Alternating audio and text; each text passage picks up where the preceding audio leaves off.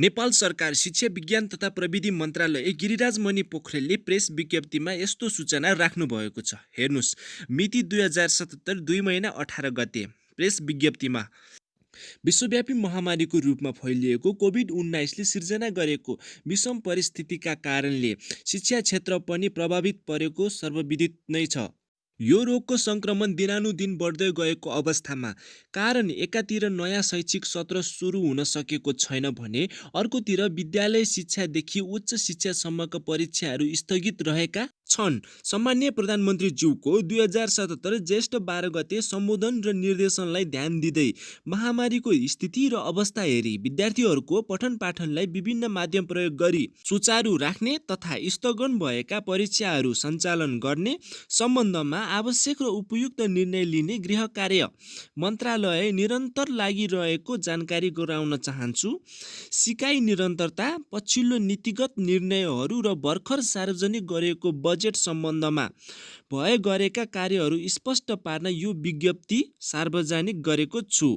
1 नम्बरमा हेरौँ, विद्यार्थी सिकाइ निरन्तरताका सम्बन्धमा लामो समयसम्म पढाइ अवरुद्ध भएको कारण पुग्न जाने शैक्षिक क्षतिलाई न्यूनीकरण गर्नु अपरिहार्य रहेको सन्दर्भमा विद्यालय जाने उमेरका बालबालिकाको नियमित पठन पाठनको सहज अवस्था सिर्जना गर्नको लागि दूर तथा खुल्ला शिक्षा लगायत वैकल्पिक प्रणालीबाट सिकाइमा सहजीकरण गर्न हालै यस मन्त्रालयबाट वैकल्पिक प्रणालीबाट विद्यार्थीको सिकाइ सहजीकरण गर्ने सम्बन्धमा निर्देशिका 2077 जारी गरिएको छ। यस सन्दर्भमा सो निर्देशिकालाई यही 2077 साल असार 1 गतेबाट कार्यान्वयन गर्न गराउन सङ्घ, प्रदेश र स्थानीय तहका सम्बद्ध सबै निकायहरू तथा सरकारवाला सबैलाई हार्दिक आह्वान गर्दछु।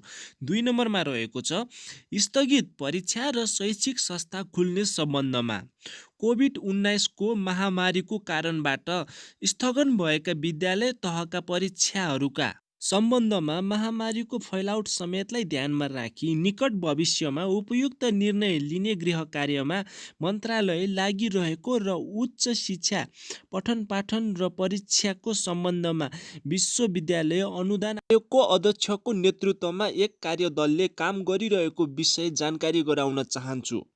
शैक्षिक संस्था पुनः सञ्चालन सम्बन्धमा नोभल कोरोना रोग रोकथाम तथा नियन्त्रण उच्च स्तरीय समन्वय समितिको सिफारिस र नेपाल सरकारको मन्त्री परिषदको निर्णय अनुसार मात्र शैक्षिक संस्था पुनः सञ्चालन हुने बेहोरा पुनः एकपटक सबैमा स्मरण गराउन चाहन्छु। 3 नम्बरमा हेरौँ, राष्ट्रिय योग्यता प्रारूप स्वीकृत सम्बन्धमा औपचारिक शिक्षा पद्धतिका साथै अनौपचारिक तथा जीवन अनुभवबाट सिकेको ज्ञान, सिप तथा योग्यताको वर्गीकरण, परीक्षण एवं प्रमाणीकरण गर्न एक प्रकारको शिक्षाको धारबाट अर्को प्रकारको धारमा जान पाउने व्यवस्था सुनिश्चित गरी शैक्षिक न्यायको अवस्था सिर्जना गर्न विभिन्न शैक्षिक निकायद्वारा निर्धारित योग्यताको समकक्षता, प्रत्यायन, क्रेडिट स्थानान्तरण तथा निर्धारण र ती निकायबीच समन्वय तथा सहकार्यको लागि आवश्यक सहजीकरण गर्न शिक्षा र श्रम बजार बीचको अन्तर सम्बन्ध सुदृढ गरी देशको आर्थिक सामाजिक विकासमा सहयोग गर्ने अभिप्रायले हालै नेपाल सरकार मन्त्री परिषदबाट राष्ट्रिय योग्यता प्रारूपको ढाँचा स्वीकृत भई सोको विस्तृत तयारी कानुनी संरचनात्मक तथा कार्यान्वयनको आवश्यक व्यवस्था गर्ने सम्बन्धमा प्रक्रिया अगाडि बढाउन शिक्षा विज्ञान तथा प्रविधि मन्त्रालयलाई सैद्धान्तिक स्वीकृति प्राप्त भएको बेहोरा अवगत गराउन चाहन्छु। यसका लागि मन्त्रालयले निकट भविष्यमा सो कार्यलाई तीव्रताका साथ अगाडि बढाउने सोच लिएको हुँदा सो कार्यमा आवश्यक सहयोगका लागि सम्बद्ध सबैमा हार्दिक अपिल गर्दछु।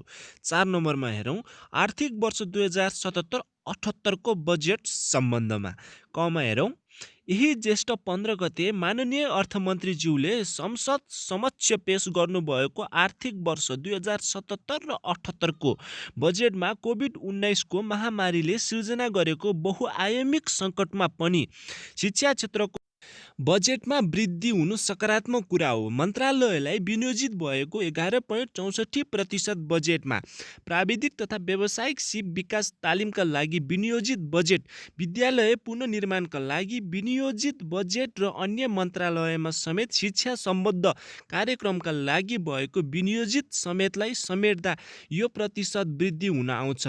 शिक्षा लगायत विज्ञान तथा प्रविधि क्षेत्रमा व्यापक बजेट वृद्धि गर्नुपर्ने हुँदाहुँदै पनि अहिले विषम परिस्थितिमा सङ्कटसँग जुझ्नै पर्ने बाध्यताले गर्दा अपेक्षाकृत रूपमा बजेट वृद्धि हुन सकेको भने छैन। यो बजेट वक्तव्यमा परेको कतिपय बुँदाहरूका सम्बन्धमा सरकारवालाहरूले उठाएका सवालमा मेरो गम्भीर ध्यानाकर्षण भएको छ। चालु आर्थिक वर्ष नीति तथा कार्यक्रम नै विष 2076देखि 85लाई सार्वजनिक विद्यालय सबलीकरण दशक घोषणा गरिसकेको छ, जुन हाम्रो सर्वाधिक महत्त्वपूर्ण र बृहत स्वरूपको अभियानको रूपमा अघि बढाउनु पर्ने विषय हो। राष्ट्रपति शैक्षिक सुधार कार्यक्रम, भौतिक पूर्वाधार निर्माण कार्यक्रम, प्रविधि प्रयोग र शिक्षण सिकाइ सुधार सम्बन्धी कार्यक्रम लगायतको विद्यालय शिक्षाका मुख्य कार्यक्रमहरू यसै अङ्गको रूपमा रहनुपर्छ भन्नेमा म स्पष्ट छु। यो अभियान सफल पार्न शिक्षक, विद्यार्थी, अभिभावक, शिक्षाकर्मी, शिक्षाप्रेमी, विद्यालय व्यवस्थापन समिति, तीनै तहका सरकार, साझेदार पक्षहरू र आम नागरिकहरू सबैको योगदान जरुरी छ। हामी खमा हेरौँ। बजेट वक्तव्यको बुँदा नम्बर 166मा उल्लेखित व्यवस्था शिक्षा, विज्ञान तथा प्रविधि मन्त्रालयद्वारा प्रस्ताव नगरिएको भए तापनि सार्वजनिक विद्यालयको सबलीकरण र सुदृढीकरणको निम्ति गैर सरकारी क्षेत्र, विकास साझेदारहरूको सहयोग र योगदानलाई पूरक कार्यक्रमको रूप विद्यालयको व्यवस्थापन र स्वामित्वको यथावत रहने गरी परिचालन गरिनेछ। सार्वजनिक शिक्षाको सबलीकरण हामी सबैको साझा दायित्व हो। यस क्रममा निजी क्षेत्रले सामाजिक उत्तरदायित्व निर्वाह गर्ने क्रममा सार्वजनिक विद्यालयले आवश्यक ठहर गरेको विषयमा सहयोग गर्ने सम्मको दायित्व र भूमिका निर्वाह गर्नु उचित हुन्छ र सो प्रयोजनको लागि सरकारले एक मापदण्ड तयार गरी निजी क्षेत्रको साझेदारीमा सार्वजनिक विद्यालयको सुदृढीकरणको लागि आवश्यक कोष स्थापना गर्ने विकल्पमा जान उपयुक्त हुने धारणा व्यक्त गर्दछु। गमा हेरौँ। प्रारम्भिक बाल विकास तथा शिक्षाको काम गर्ने शिक्षक र विद्यालय कर्मचारीहरू अत्यन्त न्यून वेतनमा सेवा गरिरहेको छन्। राष्ट्रिय शिक्षा नीति 2076मा नेपाल सरकारले तोकिएको न्यूनतम पारिश्रमिक प्रदान गरिने उल्लेख रहेको सम्मानीय प्रधानमन्त्रीज्यूले सङ्घीय संसदमा न्यूनतम पारिश्रमिकको व्यवस्था गरिने बताउनु भएको र सम्मानित अदालतबाट समेत यसका लागि आदेश जारी भएको परिवेशमा समस्या समाधानका लागि मन्त्रालयले बजेट निर्माणको क्रममा भरपूर प्रयत्न गर्दै पनि बजेट वक्तव्यमा यो विषय समाविष्ट हुन नसकेकोमा म चिन्तित छु।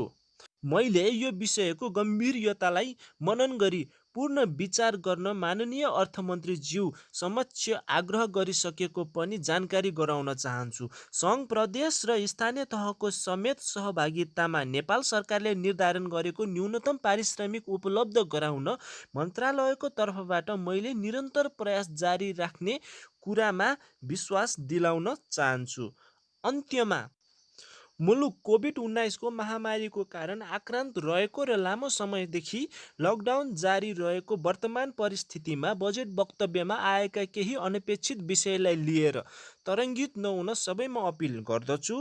शिक्षा क्षेत्रमा प्रविधिको व्यापक प्रयोग गर्दै विद्यार्थीको सिकाइलाई सुचारू गर्नको निम्ति विभिन्न माध्यम अवलम्बन गरी विद्यार्थीले घरमै सिक्ने वातावरण बनाउन सरकार लागि परेकोले यसलाई सफल पार्न सम्बद्ध सबैले आफ्नो आफ्नो ठाउँबाट सकारात्मक भूमिका खेलिदिनु हुन हार्दिक अनुरोध गर्दछु। धन्यवाद। गिरिराज मणि पोखरेल, शिक्षा, विज्ञान तथा प्रविधि मन्त्री।